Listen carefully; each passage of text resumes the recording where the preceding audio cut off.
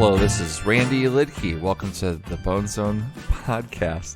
I'm going to just tell you about a few things, and then we'll get on with this amazing episode. This is your last chance to hear about these shows before they happen. They're literally going to happen just right after this episode is posted. So Wednesday, February 12th, Seattle, Washington, Brendon Walsh and Randy Liedtke at the High Line. Go to brendonwalsh.com. Click on the the link for tour dates, and then there'll be links to that specific show to buy tickets. They're like $12. So if you live in the Seattle area, get out of your doggone douse and come on down to the show, and we're going to do it.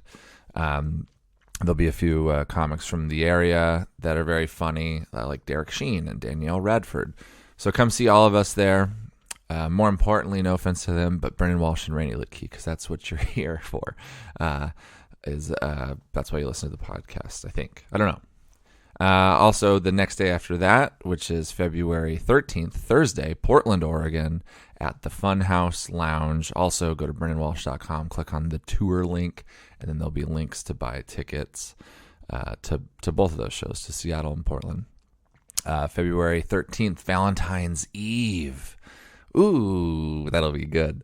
Come get cozy with us. My parents will be there, so if you want to murder me and most of my family, that's where we'll be. Ugh, that's not good.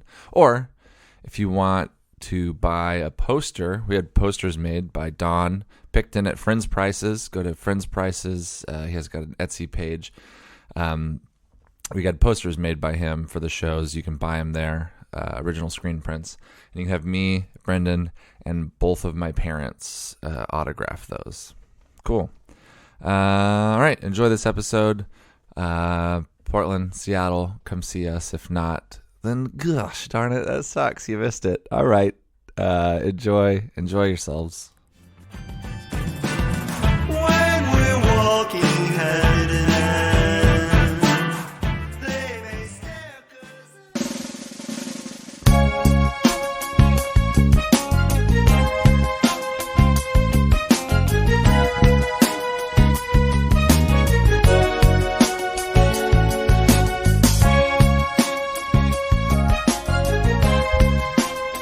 Hey, hi boneheads. Guess who this is?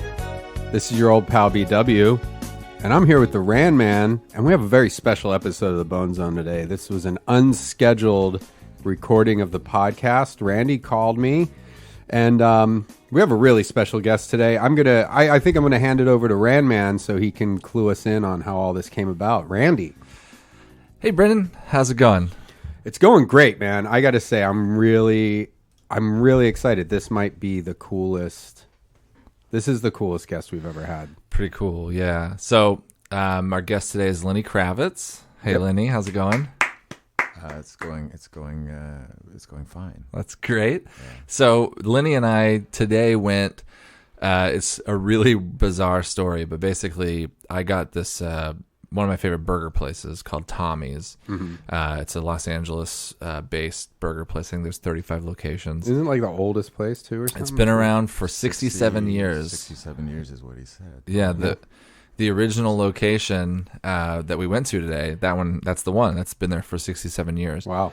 But I tweeted to them asking if I could tweet from their account and that me and Lenny were going to come eat lunch there. And how did, just so everybody knows, I know that you've tweeted about Lenny in the past, and how did you guys meet? I know the story, but do you want to tell the Bone Zone listeners?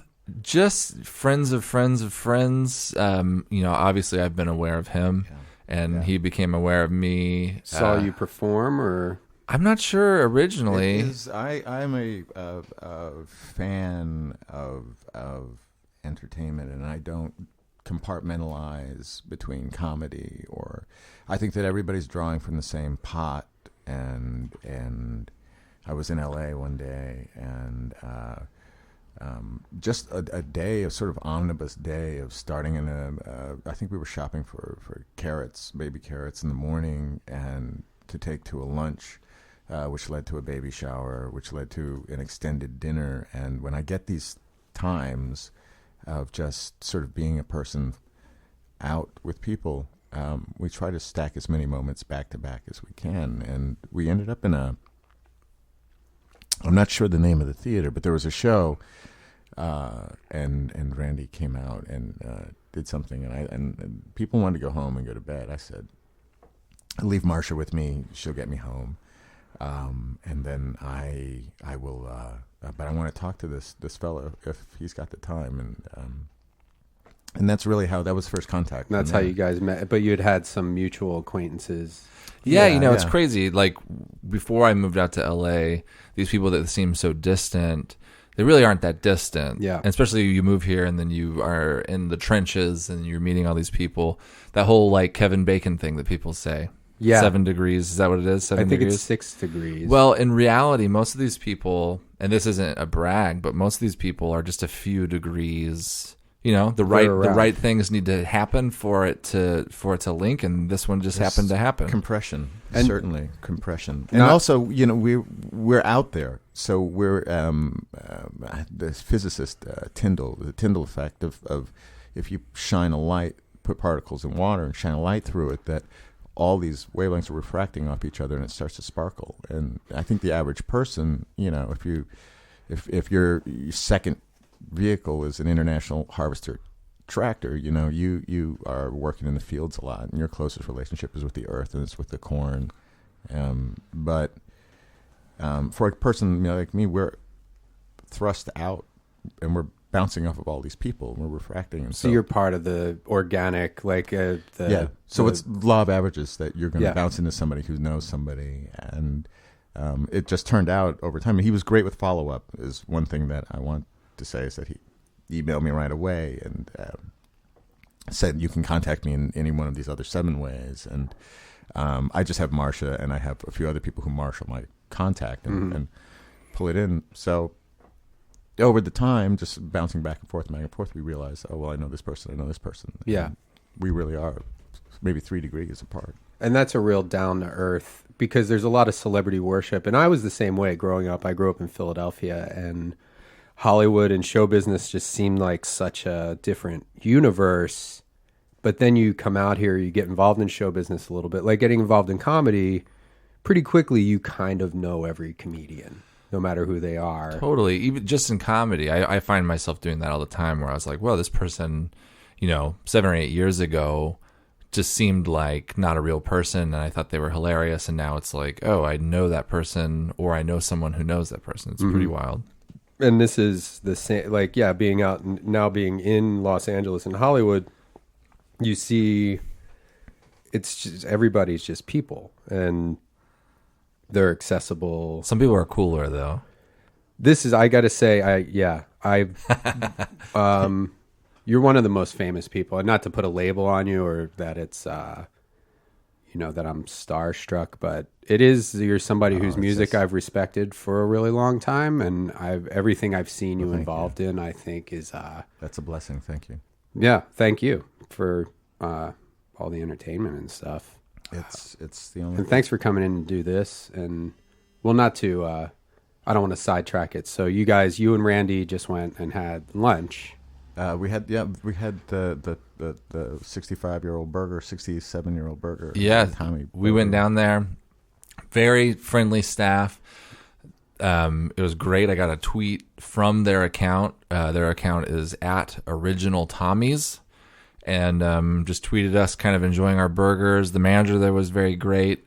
Snapped a lot of pictures of us. So people can go online and to your Twitter and Go to my Tommy's. Twitter or go to Original Tommy's Twitter. You can see some pictures of Randy and Lenny eating some awesome I burgers. certainly was focused on the task at hand, which was this monumental slab of meat and cheese and chili. Actually, I'm going to do an in-depth, I guess we don't have the news thing, but I'm gonna do an in-depth Brendon Walsh exclusive here and find out what Lenny Kravitz enjoyed at Tommy's Original Burger. What did you have?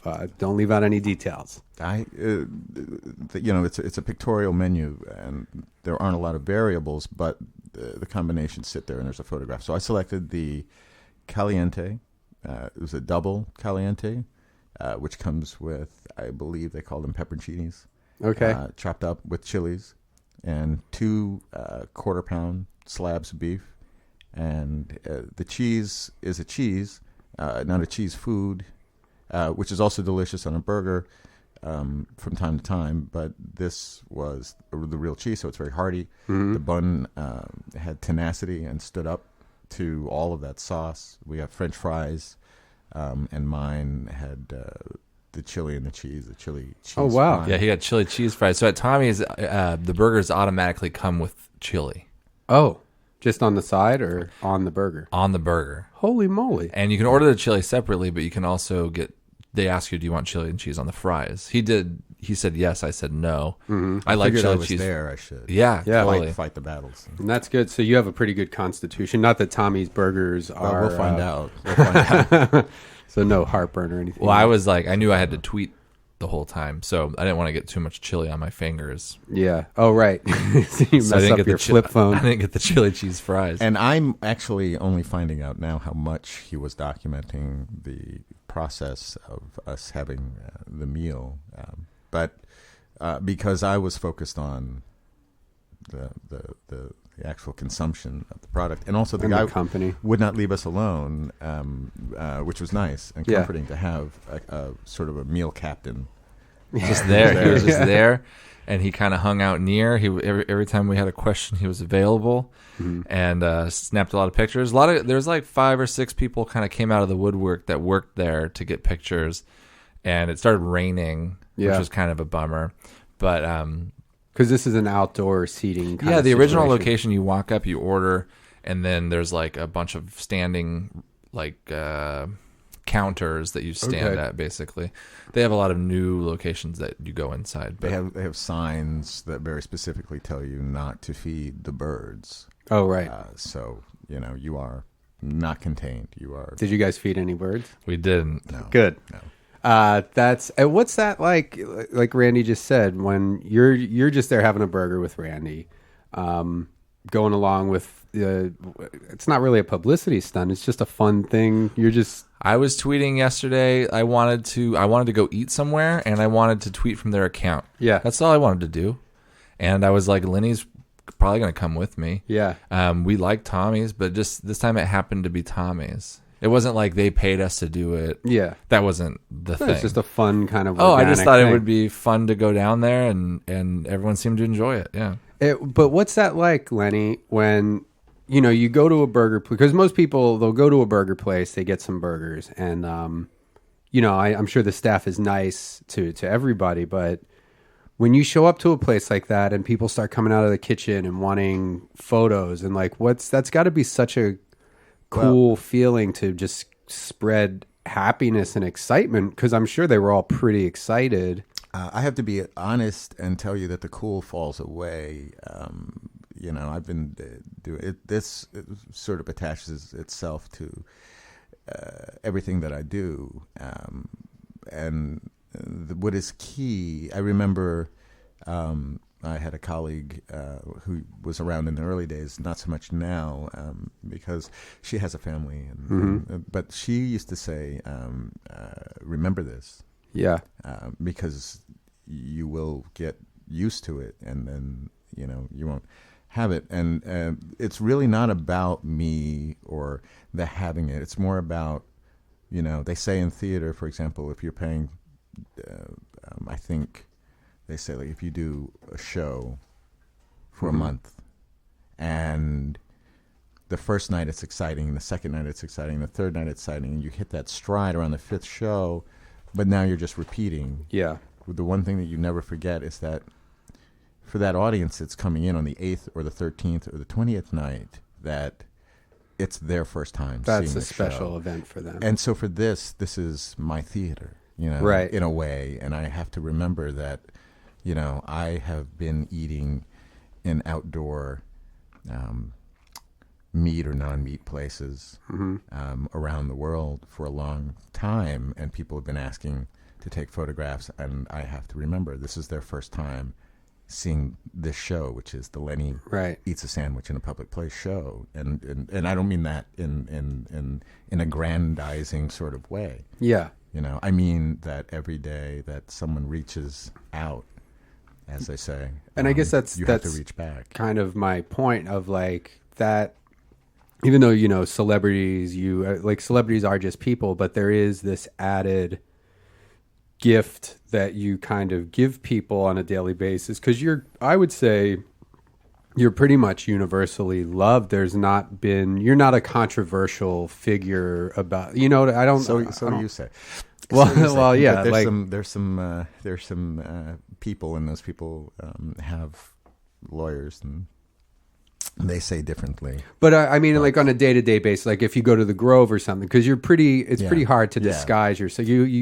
You're pretty recognizable. I do a lot of waving. Yeah, waving back. But that's gotta. I mean, I guess because you've been pretty famous for a long time now, and it can be something that just becomes part of the terrain, and it could become easy to take for granted. When and people refer, and I've been Lenny for a long time, and people have they react to me as Lenny, and they yell out Lenny and Lenny, but.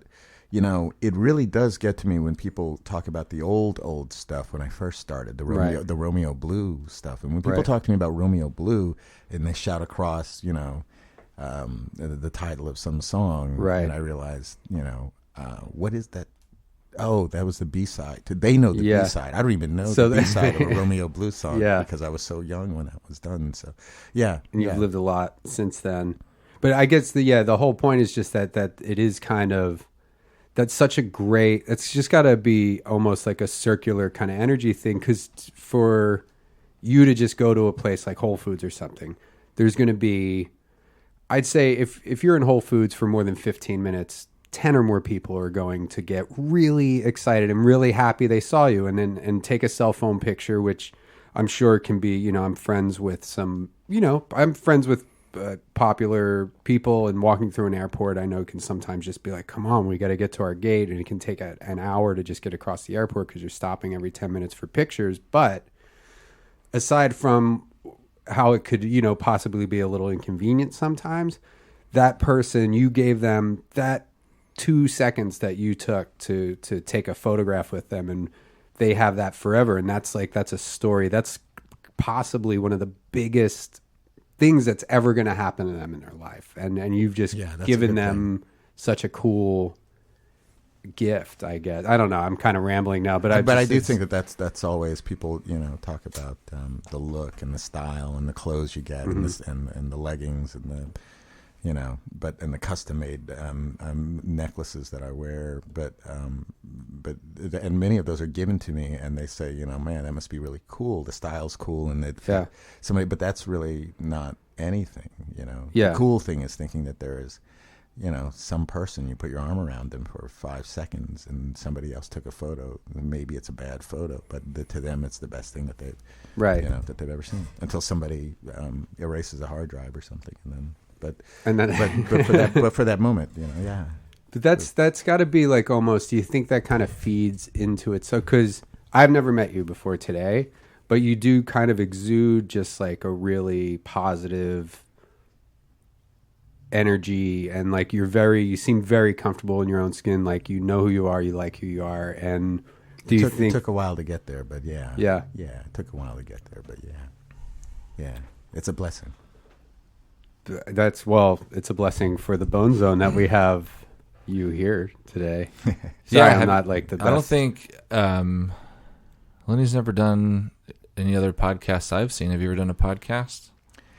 You'd probably just do a lot of radio. Well, they used to call them interviews, and so sometimes you're talking to somebody and they have to say it was a matter of course. This is being recorded, but. What I've learned now is that they have to say what they're recording it for. Right. So And we can have our guy, like you can listen to this before we put it out or whatever. I wouldn't dare. I know what I'm saying. So. Yeah. Nobody dares listen to this podcast. No. So you don't have to worry I know about what I've said. Yeah. Right. And so there's no. Definitely. And that's so cool that you're in movies, and it's like the real nice, long, successful music career, and then just to be like, yep, now I'm in movies, and it's not a big deal. And if people aren't familiar. I didn't mean to cut you off there. No. Lenny, you put out your first album. I'm just going to list your albums. You have 1, 2, 3, 4, 5, 6, 7, 8, 9 albums. Those are the ones that have come out. Have been several that were made that were so you have like were a pretty, saved, if we'll say. Saved. I'm always curious about that too. Like when like when an artist dies or something, like Kurt Cobain, for example, after his death, there's so much stuff that comes out, where it's just like, oh, these lost tracks, and there's so much stuff that's recorded and not released. But I'm always kind of torn by it because there's probably a reason it wasn't released, because he or whatever artist who's deceased, they were like, yeah, I don't like that. Yeah. But then they die and people are like, well, we can make $10 million off this half-baked song that he hated. Yeah. So that's so how many songs would you say that you have recorded or that are unreleased, that are being saved? I know of fully formed songs, I would say 75. Wow. And is that something that you would think about, not to, have like a morbid, but are there any things that you've ever recorded that you've thought like, you know what, I don't ever want this to come out if something happens to me, so let's just destroy. Have you ever just completely destroyed like the master tapes, every shred of evidence that you've recorded something? No. Early on, I had to, I was funding everything. Nobody was helping, so I've always been well aware of the cost of studio time and the cost of materials and the bottom line. Mm-hmm. So I try. I find that I don't do that, but there have been some recordings that, haven't found their place, so to speak. Yeah. And there are other reasons too. There was a musical that was going to happen. Some people were pretty well put together, and then one of them got married and changed her point of view on the world, and suddenly that musical fell apart, and the songs went with it. And so they're great songs on their own, but they really don't have a place right now. It's crazy. That's yeah. So there's a musical that you've written, like the music, or what's the story? I mean, whatever you can talk about with it. Would you be starring in it, or no? I wouldn't. Other people would be singing the songs, but I made a fully formed studio record, mm-hmm. And then from there the songs were going to be part of the musical with other people singing an ensemble. An ensemble, that sort of thing, and the guitar parts would be broken into chorus and into arrangements. Mm-hmm. Is that something that I know that sounds like this project's kind of in limbo now, but is this something that you are... The musical thing, no. Really? It was too much. Because that's a pretty, I know Green Day did it. I think there's another, music group that's doing They something. have that mindset for that. They'll do anything. And for me, I'm really specific about what I'm about and what I'm willing to put people through. Green Day, and I love those guys, but they'll do anything. They don't care. Yeah. Wow. They just want to go. Well, it's 4 guys and 4 or 5 guys, but they're all of the exact same mind. They're almost twins, and so it's. Well, it's like the 3 main. I think it started with 3 guys, and then I'm sure that they probably have 6 guys they tour with. I've done several festival dates with them, and they're ever ready bunny. They don't stop, and they don't care. Do you want to eat this apple? All 4 of them, yes. Do you want to eat this pencil sharpener? All 4 of them, yes. They just don't, But that's you like them though. You're not. As people, as people, eaters. yes, yeah, absolutely. Yeah. But again, at the end of the day, I get to go home to my space, and where I come from, we have rules, so it's a different thing. And that's and I'm again, this was like all pretty last minute, so I don't want to jump all over and cover things that maybe you've talked about. Like I do. This is like maybe we won't. I don't your childhood with, because I know that your Roxy Roker is your mom, the lady who was on the Jeffersons. Yeah.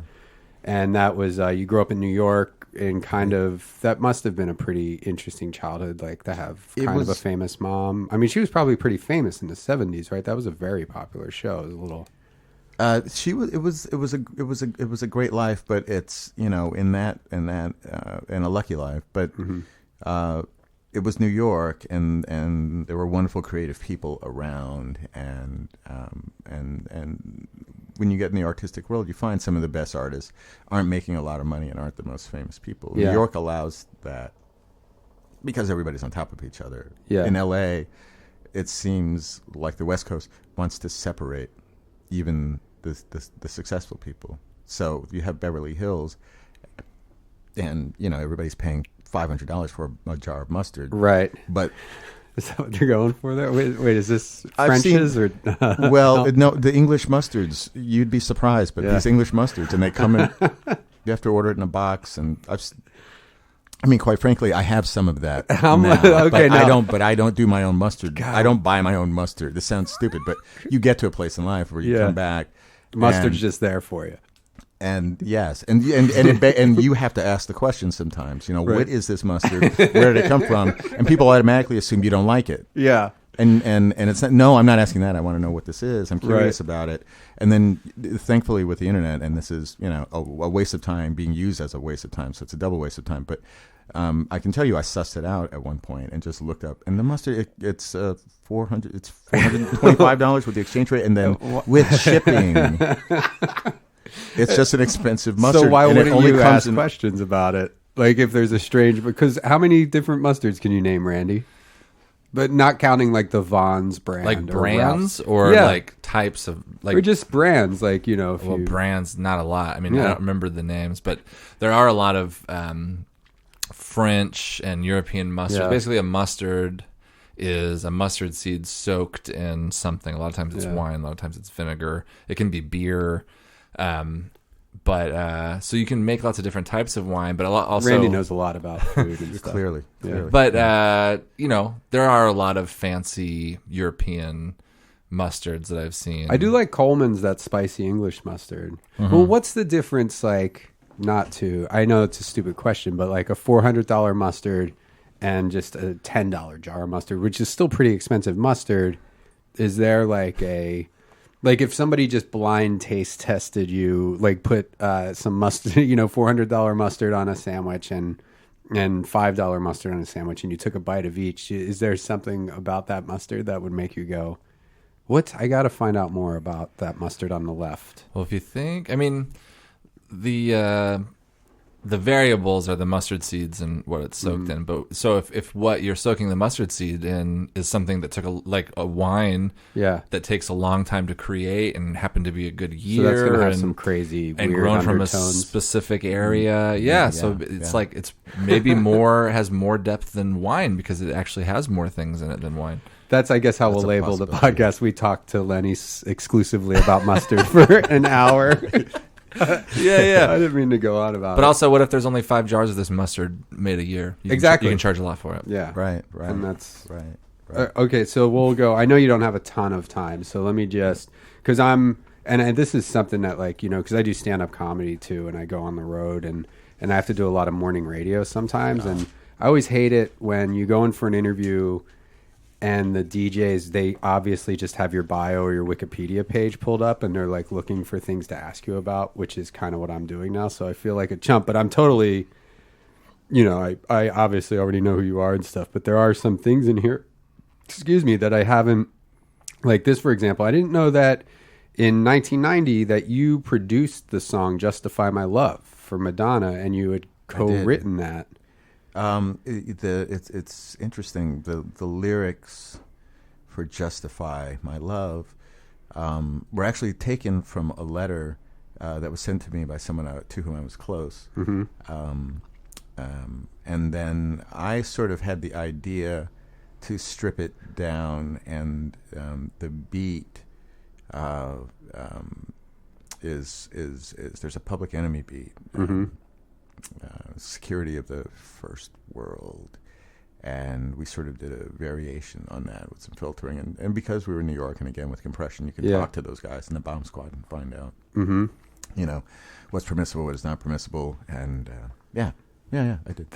I remember that song too, and that was that's a cool song. That was a big kind of cool for its time. It really was. It sort of opened up the idea of erotica in public. Yeah.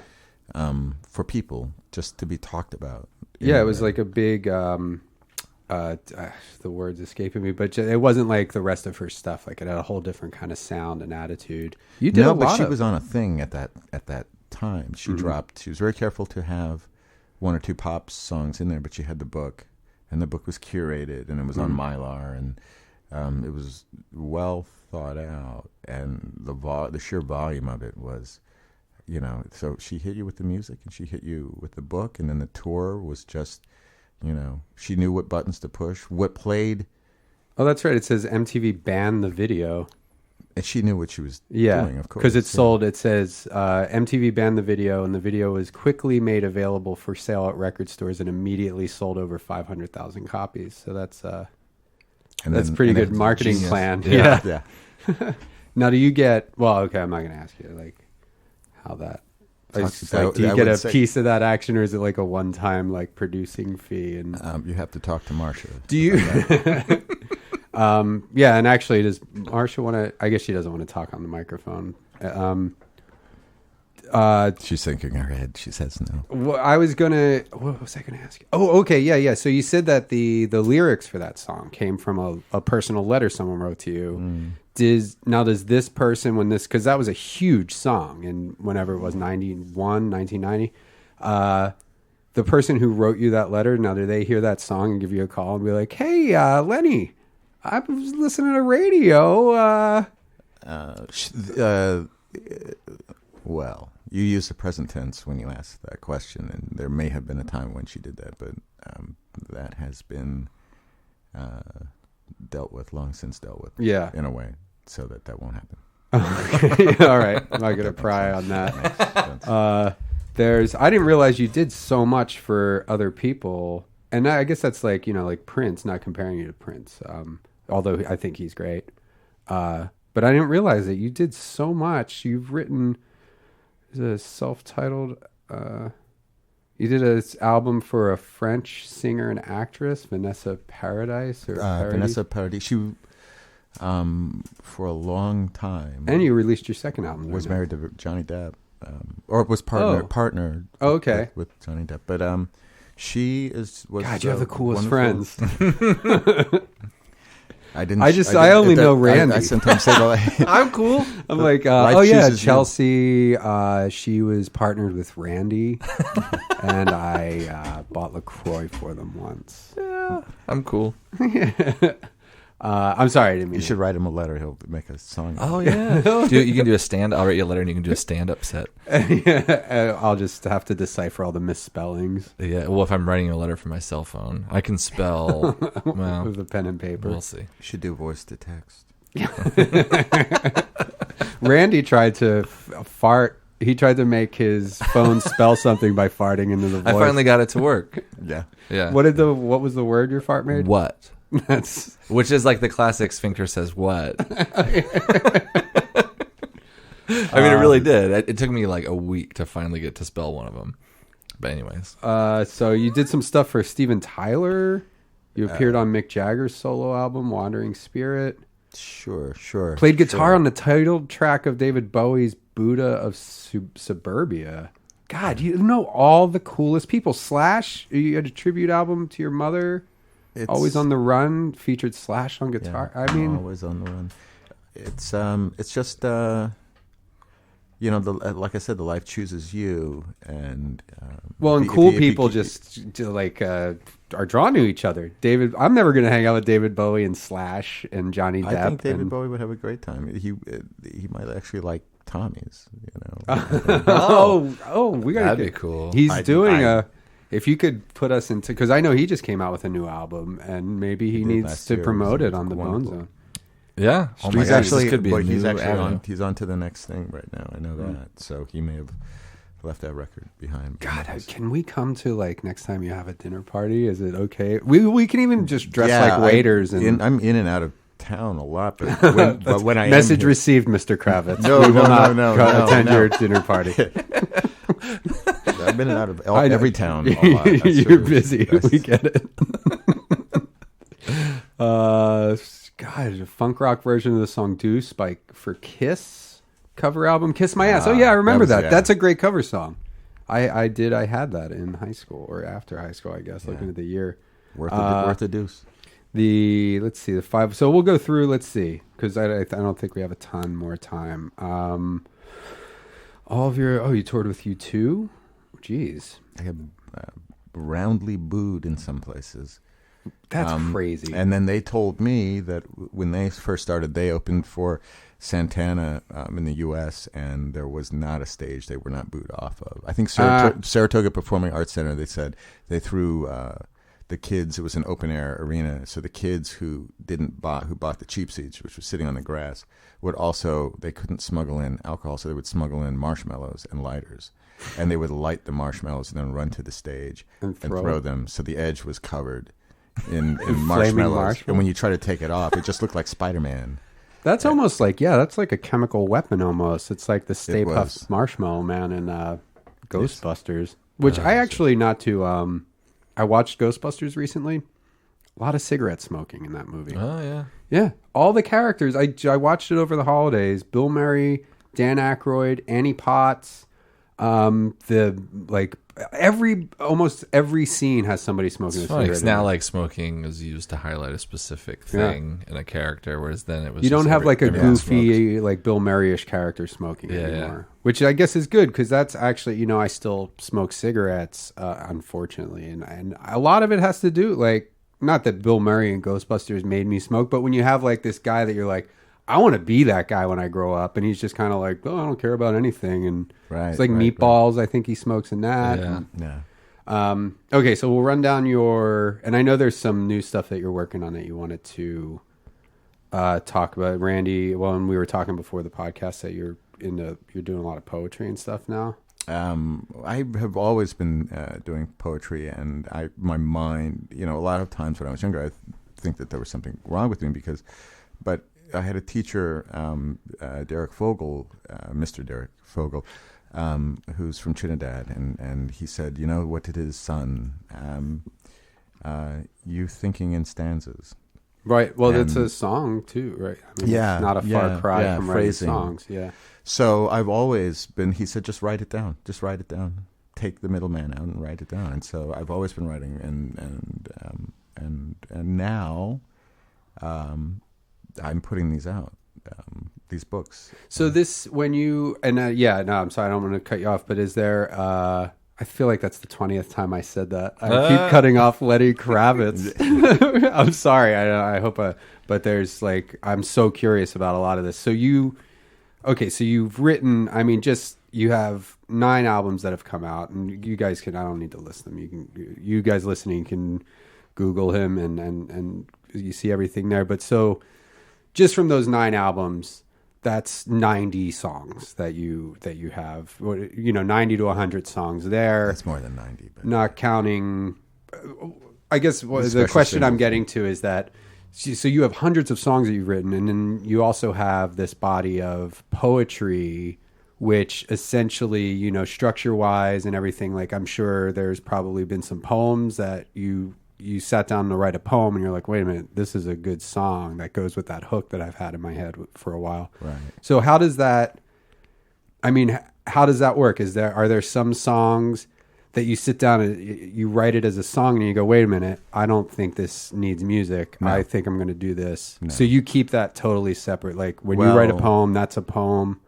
When you write a song, that's a song and a story. It's a weird sort of conduit, because it works going both ways. It's reflexive or transitive one way, but not the other way. A song has a very specific, and people can be as free as they want, and John Cage and blah blah blah. But largely, what I work in on radio is pop structure, and there is a formula, there is a chemistry to it, and there is something that you're dealing with.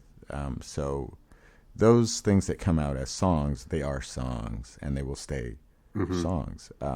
There are some poems which, with some finesse, can become songs, but the poems themselves generally are their own their own thing, and they are not beholden to pop mechanics, and they would suffocate if they were. So they stay poems. And the poems we were talking about before, and you started to mention the chap books. I make and- there instead of soliciting a publisher and say we'll go on this tour, we'll put out this book of 100 or 70 or 20 pieces or whatever.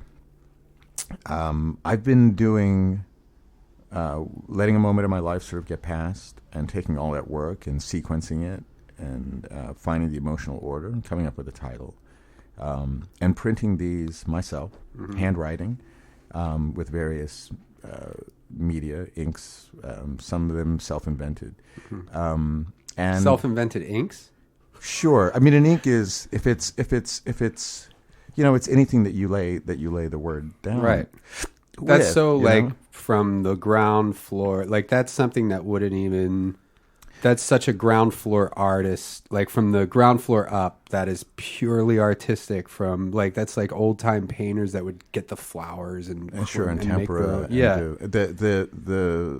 You are only trying to make a mark on the surface of something. Now, And do you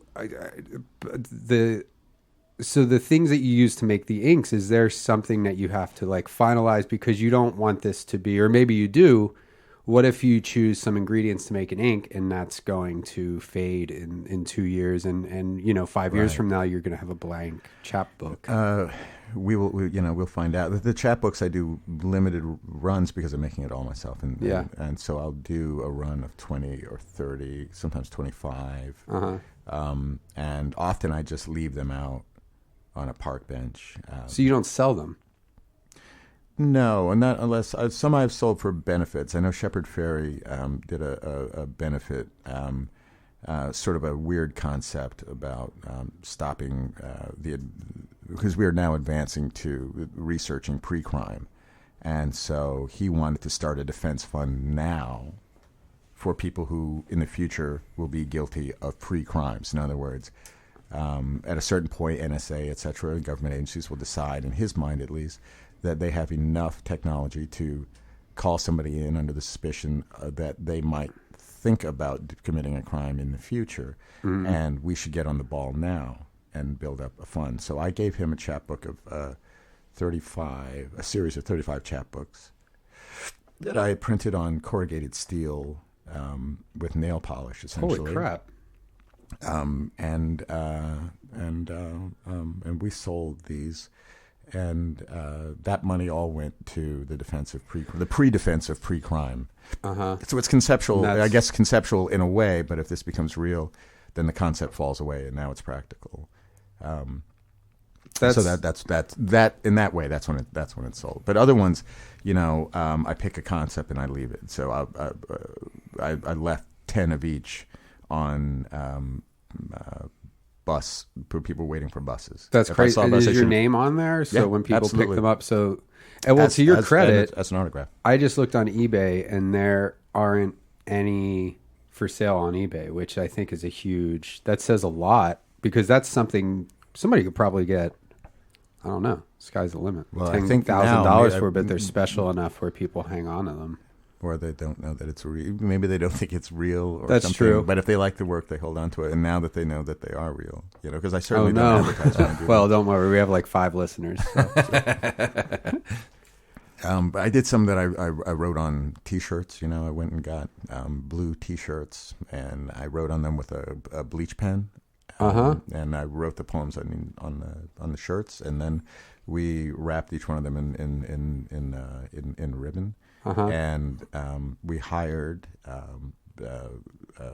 people. I guess they'll go unnamed, but they were essentially temporary employees to disappear basically in plain sight in grocery store lines, and after people had made their purchase, slide them into the bag. That's insane. With a little You're tag that such an says "I artist." get from Lenny Kravitz." Yeah, the ultimate artist. But they're, that's kind of like I find. I would like to do stuff like that. That's really impressive. It's you can do whatever you want to do. I mean, there was a bit of live theater today, I guess, in going to Tommy's. Oh yeah, definitely. And all of that interaction that was there. So you just kind of, I guess that's the way to approach life. Like even though Randy and I are just guys who couple dumb guys. But basically, we're artists. I mean, I wouldn't put us in the same box as but like approaching life is from the moment you wake up to the time you go to bed. This is an opportunity to create art in every moment of every day. Yeah, I think that. Well, it's it's no longer it's a lifestyle, and it's a life that I chose a long time ago, and certainly for me, we're getting to the place where I start thinking about, this is going to either I'm going to wind this down or this is going to wind me down at some point, and so every second is precious, and there are so many creative moments you can possibly execute them all, but when you're gone, to the extent that we do go, life is execution dependent, and so how many things can you do? How many people can you reach, and how many people can you allow to reach you? And that's why being in Tommy's and a guy says, I don't know how he phrased it. Randy was there. He said sort of, can I ask you a question? And I know what's coming. And he says, are you Lenny? Are you Lenny? That is a precious moment. And it's been told 4 times, at least between the two of us since then. And so that ball keeps getting bounced. Yeah. These that's how do you respond to that? You have to hit that ball back. Yeah. And that's theater. And that's a creative moment. So does Lenny Kravitz ever have a day when you just wake up, put on some sweatpants, and watch a 6-hour marathon of Pawn Stars? Or it seems like it's so admirable. It's a TV show, or Storage Wars. Time wasting. Yeah, are there any days where you're just like, you know what? Or you're always accomplishing things. Yeah. I like to find water. Guru says, get to water, go to water, be in water, be of water, place your hand in water, drink water. I did that to Randy one time when we were sharing a hotel room. I placed his hand in a warm bowl of water while we were sleeping. Yeah.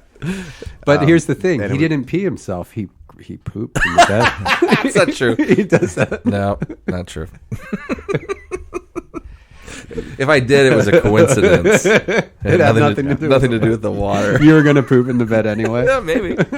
I'm sure there are notes to that effect in the management diary of whatever that goes on at that hotel.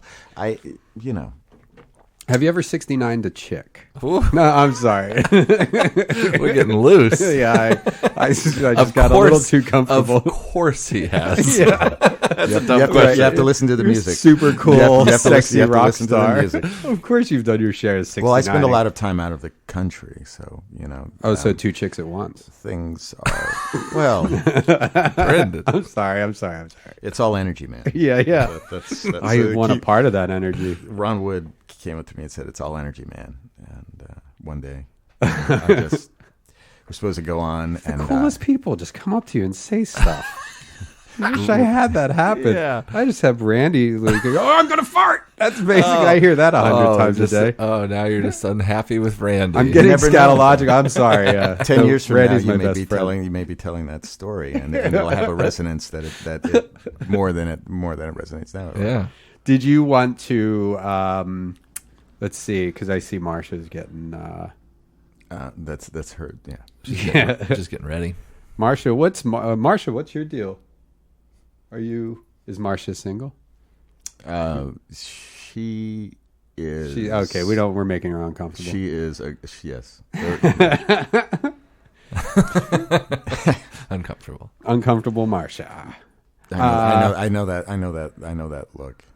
You did a voice of a newborn baby in the Rugrats movie in 1998.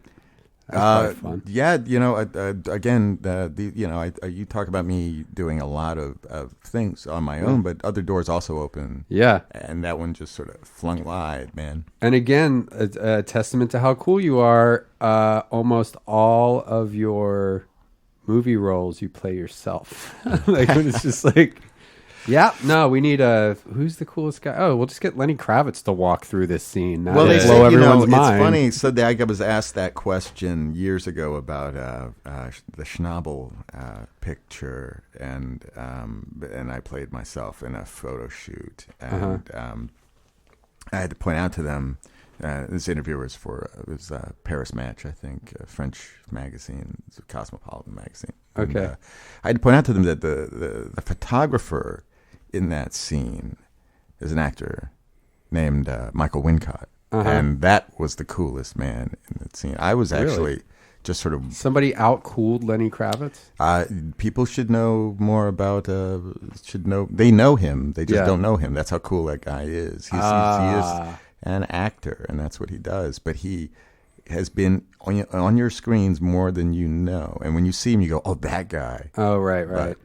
And they know there. They knew in France when we were shooting. You're in the Hunger Games. I am in the Hunger Games. I wear a lot of eyeshadow and eyeliner. See, I'm not cool enough to pull off. Put eyeshadow. But that and tells me eyeliner that on I'm me out and of Randy. how much I'm out of my depth. You know, the guy's a designer, and he's trying to give them some flair and work with them. And you know, I made a natural choice, and the director just kept peeling me back. Less of that. And then he finally pointed out to me, he's like, there is so much blue shadow on your eyebrows right now. That's doing the job for you. Wow. So you just need to be you. You just need I'll to be let Lenny. the eyeshadow speak. Precious, everybody remembers you in that movie. Very understated. Nice But shot. again, star of that movie was Mariah Carey to me. She was good in that. She was really redeemed herself after, what was it, Glitter? Was that her? You know, I like Glitter, and I think Glitter has one of the best. If you like commentary tracks, director's commentary for Glitter is one of the most entertaining things that you will ever hear. Yeah. Oh, yeah, we should get that. Look He at goes an out. old Randman playing with his phone while Lenny Kravitz is here in the Bone Zone. I'm just studio. looking He's at looking the up Glitter. No, I'm looking at the from what we went to Tommy's. People were still tweeting about it. I'm just looking at the reaction to it. People had a good time. Lenny Kravitz is in the Bone Zone studios. Yeah, I know. I'm sorry. I'm always working. That's my art. Oh, don't try to My try to one co-opt regret- Lenny's work ethic. Me and my Lenny my are- art is staring mouth agape, drooling on my smartphone. Well, it's just a new type of art. People were confused by dance, I'm sure. What? I have the one regret that I have today is that I didn't wear.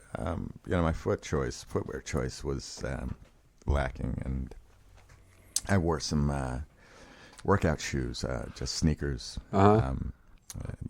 I bet you have some cool shoes. I actually don't have. I don't have a lot, but I have. I prefer boots, and I prefer them to come just to the lower end of the calf, There's a cool. and to lace up and not be buckles. Do you have a pair Always hated of buckles. There's a pair of boots that are like that, kind of that description, about ankle length, really soft, nice leather. They sell them at Barney's for $500. I love these You could get boots. mustard for that. You spent all your mustard money on boots. Yeah. Now my sandwiches are going to be bland. Mm-hmm. It's like they're these Italian boots, and they only make like a certain number every year, and it's my goal to own a pair of those. Not that Yeah. I mean, I could go and I Yeah. can't spend $500. Yeah, you should on not. Yeah, because where am I going to wear them? Over to Randy's house. You wear them. They seem so cool, though. Yeah. A good pair of shoes is always a good thing. I just got a pair of shoes resold for the first time. Never did that before in my life. You just added 30 years to those shoes. I think they're gonna last. They have a really nice upper. They're like a brown, like almost like a desert boot, a really soft brown leather.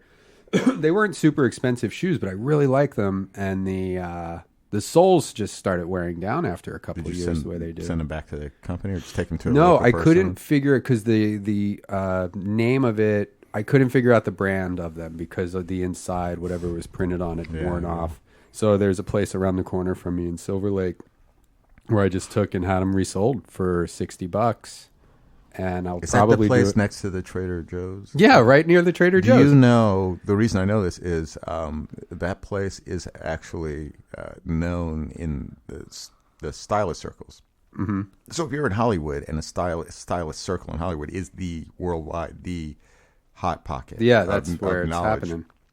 And this information doesn't get out because they want to keep these secrets to themselves. It doesn't get to New York. It doesn't get anywhere. They Right. and if somebody is here and they're bi-coastal, they won't tell them these things because they That's don't want. But interesting. that place is the number one place to find the Chuck Taylors that you heard about but Yeah. can't find anywhere, because if they don't have it, they'll You get can't it. get. Oh, they can get. Yeah. They'll figure out where it is and they'll get it to you.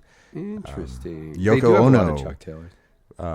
Said that she wished she had known me sooner because she thought that the shoes that she did for the Converse All Stars that she did, the Imagine John Lennon, Yeah. that she thought John would have really loved for me to have worn those. And she asked me if I like sneakers, and then she said, "I'm going to call my friends." Well, that's who she called. Oh wow. So she called Marcia, and Marcia said, "Well, he's not here. He's in Tokyo, but he's stopping in L.A. and he'll be there for the next 3 weeks." And she said, "Oh, he should just pick them up. They're Yeah. there. I was going to have them shipped to me, and then I was going to meet with him." Oh. But so I just went into the place. Wow.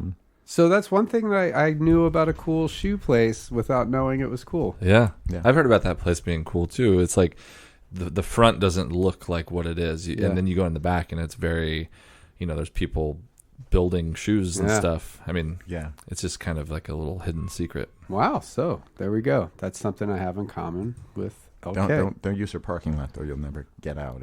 That's true. Or the Trader Joe's parking lot. That's a nightmare right after work. Yeah. I saw Yoko Ono in October. I was in New York and went and saw the Flaming Lips play at Terminal 5. Oh wow. And she came out and did a song. Her son, Sean Lennon, his band was like the opening band. It was like Flaming Lips and Tame Impala were playing. Oh, I wow. guess Sean Lennon's band did the first thing, and then Yoko Ono came out and did a crazy. It was so cool. It was just one of the coolest things I've ever seen. It was just like the loudest, most psychedelic, weirdest thing Yeah. I'd ever seen. She has a word with. She has a way with. Shrieking, Shrieking. top hats and shrieking and silver Just pantsuits. Her body remixes for her. Do you know the Flaming Lips? Have you ever worked with those guys? I haven't worked with them, but I think they're probably too cool for me. I don't know that they Yeah, right. enjoy and enjoy necessarily what I do. I know that they're pretty out there, Huh. and I do like their work. Maybe we Yoshimi, can- I like your Yoshimi quite a bit. Yeah, it's a great album. We'll make it happen for you. Yeah, We'll- that'll be our goal. If you can arrange that. with us. All right, so Marsha's given us. So there was. Did you want to do a poem and Yeah, I can do it. Certainly, I could do one. a poem, and also would you sing a song for us? Do I get to choose a song, or do you choose a song? Any song you want, and we can find. Randy's guitar is messed up. Okay. We can find like a track online, like a karaoke. Yeah, track I can or use. something. I can find something on the internet like that doesn't have lyrics for sure. Yeah. That would be supreme. You would do that? That would be supreme. Live in If I can in choose, studio. there's there's a track. I put a record out a few years ago, and a lot of people got hung up on the hit. And we live in a hit-based culture these days, and so a lot of them didn't listen to the UFC guys live in rest that of the culture. album. Yeah, Sorry. well, different kind of hit. But they, but I had a track in there called Black Velveteen, which was really close to me because I thought it was resonant of the era, and you see it starting to happen now. And it's the concept of the ethnic robot, sort of black robot, and that in history, robots have either been sans. Ethnicity or humanoid, and what people say when they say humanoid, what they mean by that is white. Even in Tokyo, their robots have Caucasian features, and so I thought that who better to start implanting in the psyche the way things are going to go anyway. Yeah. We all come from the Tigris-Euphrates River Valley in Africa, and in the future, when we are eliminated and the robots are going to happen, it's going to be reverse engineering. The robots are going to be ethnic, and because they themselves will be going back to the source. Yeah. And so I started Black Velveteen's about a black robot who is a pleasure giver, but also a destroyer, and likes to party because she's between. She's that maybe that would be the choice. If you can find Yeah, out. Randy I think that's can a look for record. the music, and then maybe in the meantime, if you want to do one of the poems from the Sure. it's fantastic, ladies and gentlemen, live from this is a Bone Zone exclusive. Lenny, what's the name of the poem? This is called The Mark of Red Will. Mark of Red Will. Lenny Kravitz, live in the Bone Zone studios, all things comedy. Mark of Red Will. In the afternoon, when seeing the night approach, first 4 meters, then 3 meters, then 1, then none. I realize I've been sitting in one place for too long, and also that I am here without you. Along the windowsill, the blue tit chirps. Outside, in the trees, in empty space, a pattern left, wanting, waiting for a match. In the morning, I rise. I put on the kettle. I boil the water. The kettle sings. I'm using the good tea bags now because you've been gone so long and are not coming back. The one I pull from the box today trips the red tape. It falls from the mouth with a note on the back. You're about to run out. It's time for more tea. This is the mark of the red will. This is the mark that says you are not coming back. And so, unlike yesterday, today, I will not stand in one place for too long. That was great. Thank you. It was awesome. Thank you. Lenny But you Kravitz. can see how that would not be a song. That maybe, Well, it's got its own thing. Yeah. Yeah. It's. I mean, I could probably. Well, me and Randy will do a remix of it after you leave. We'll Sure. run it through the remix machine, and we'll make it into a song. we'll don't make it a don't hit. worry, Mr. Kravitz. We can make that into a song We'll for make it you. a hit. Did you find the music for what is it? Black Velveteen? Yeah, I Black found it. Velveteen. I found Now it. this isn't that song from Black Velvet and that little boy smile. No.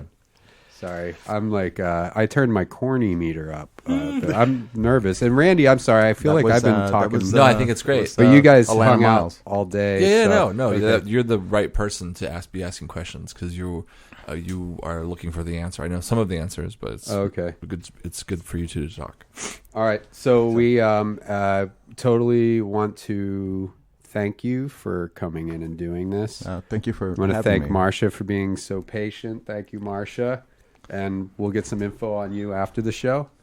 And Good luck. She's like the Yeah, and wind. then we'll just be done. We'll play the song. Will play us out. do a song. Yeah. And then we'll play us out. So thanks for listening, everybody. Thanks again for coming, Lenny Kravitz. You're definitely the coolest, probably the coolest guy I ever met.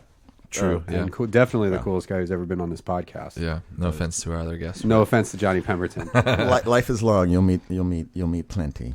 All right. Well, when me and Randy are waiters But, at your next and dinner I- party, Thank you we'll guys. meet Johnny Depp, Mick Jagger, Like I David said, Bowie. guys, I'm in and out, but I will be back. It's so the coolest blow off. But I tell you, We're never going. Just say it. Just you're an honest guy. Just no. tell us we're When, never when going I'm to a here, dinner party. we will do this, and I just want to thank you guys for hipping me, as I say, hipping me to Tommy's. That was that really was a blessing. And Oh, thank you. absolutely. Yeah, I had a great time.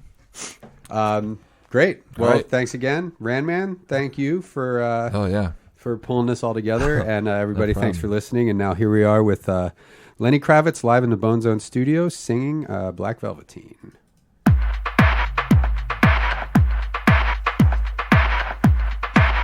This percussion, by the way, again, her heart and her body moving one syncopated fashion.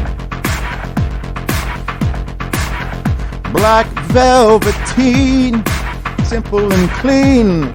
Oh, what a bread machine.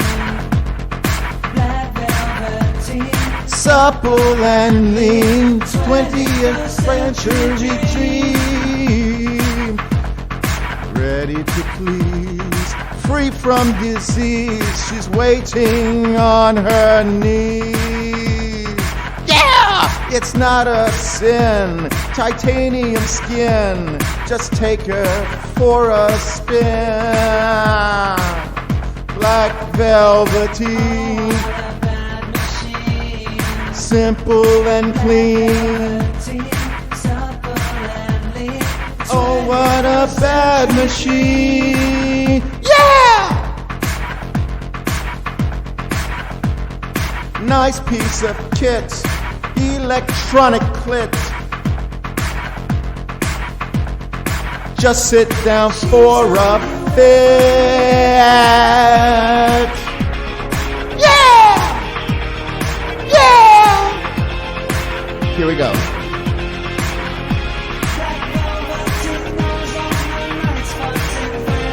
Here we go. Did I say that? Here we go. Ready to trip, a guarantee hit. She's all you ever wish.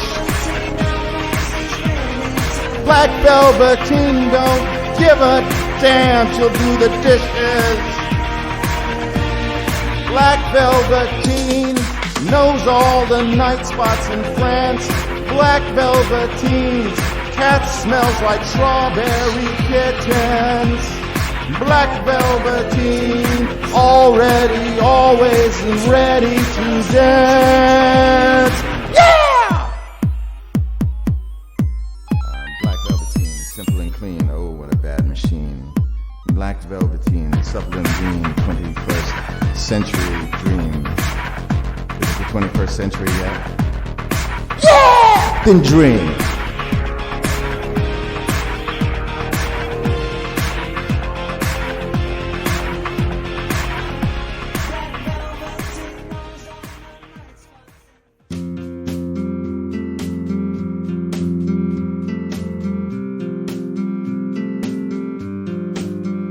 Lenny Kravitz is a craving some lunch with Liedtke. Lenny and Liedtke lunching together. Lunching with Liedtke at the original Tommy's.